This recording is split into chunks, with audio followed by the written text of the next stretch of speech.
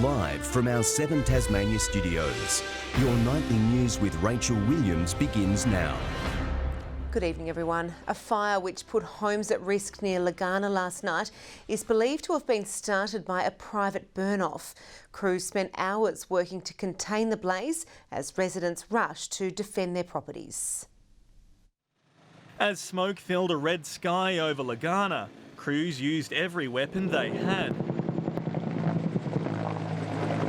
Flames quickly ripped through bushland. Brigades dug in, backburning fuel in the fire's path.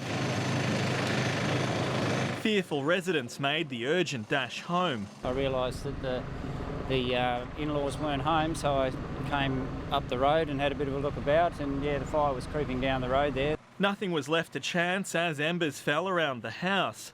Others waited nervously for firefighters to stamp the blaze out. What we've done now is put in some containment lines and some strategies which they're putting into place now to bring this fire out to some control lines, and that should make it safe ahead of this weather that we've got coming later on in the week. They're all over it. They're absolutely all over it. They've done a wonderful job. They've really worked hard and they've got it really well under control. You couldn't ask for any more. The rapid response of firefighters and cooler weather today meant only around 21 hectares was charred.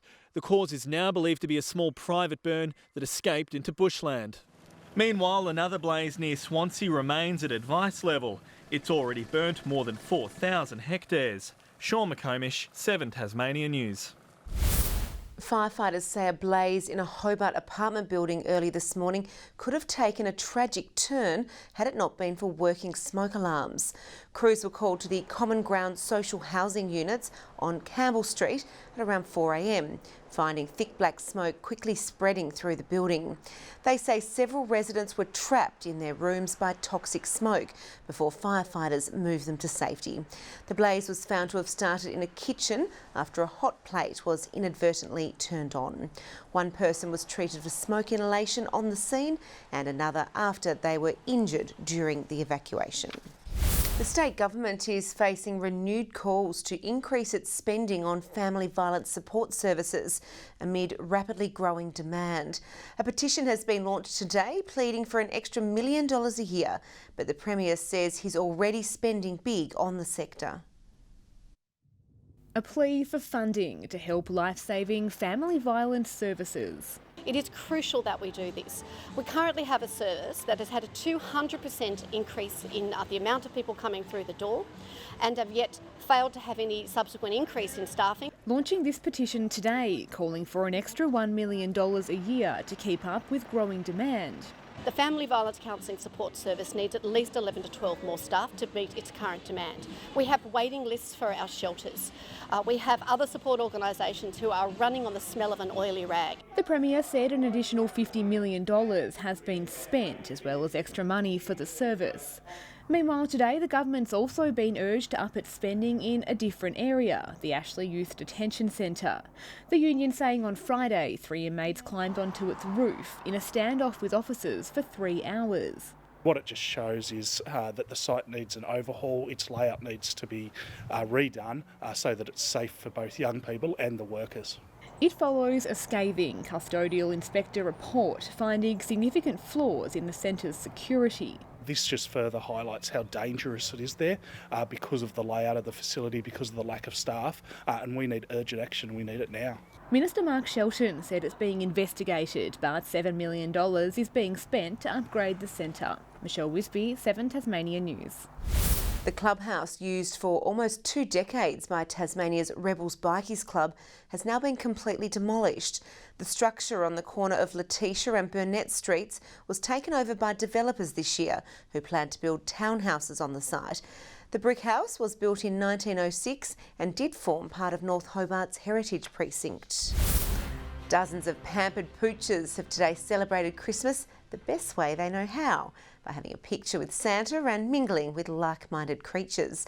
An event at Wobbly Boot Vineyard doubling as a Christmas party and a fundraiser for the less fortunate. Putting their best paw forward for the Santa photo shoot.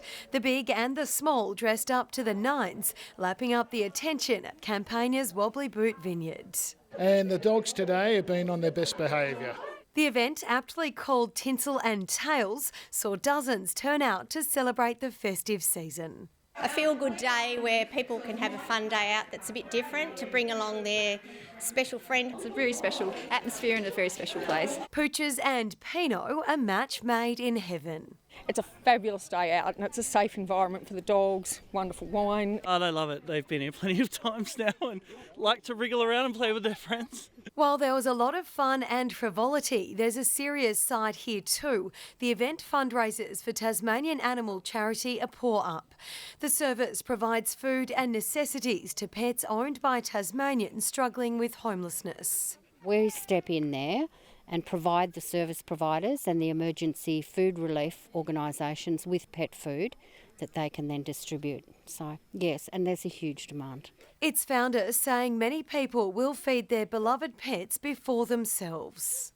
There's anecdotal evidence out there that it's a huge relief for a lot of people to be able to access this. This Christmas tree surrounded with gifts just for our four-legged friends. It's important that they, get well cared for, given, how hard it is out there. It will go a long, long way, and we're very grateful. Louise Hedger, 7 Tasmania News. Tonight we can also reveal the whereabouts of Kris Kringle ahead of the big day. In fact, he's been sighted so many times in one Tasmanian town, the locals have already lost count. There's Ned Kelly Santa, snorkelling Santa, Santa perhaps looking slightly rough after a Christmas party. For the past 3 years, Lilydale has been St Nick's first stop. It's all thanks to a Lions Club competition, although the name might need a little work. What do you call it, actually? Stuffing Santas. This year, the man in red is making 130 appearances around the town. Judges spent a whopping 4 hours going door to door to pick a winner. 4 of us on the driver, 4 of us started at 8 o'clock this morning. We will cover approximately 160 kilometres. It's got a lot harder this year. People's imaginations are going wild. As for the rules, keep your Santa well stuffed and make sure the wind doesn't blow him away. Another trick is to make sure that your Santa actually looks like Santa. I'm not quite sure who this is meant to be. What's it meant to be? Santa on holiday, vacation, yeah. A tough job for judges in the town with talent. When people say who's the favourites, and I say that they're all favourites.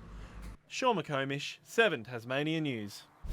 Good evening everyone. Temperatures below average today with Hobart reaching 17 degrees, 16 for Launceston and Devonport and 15 in Burnie.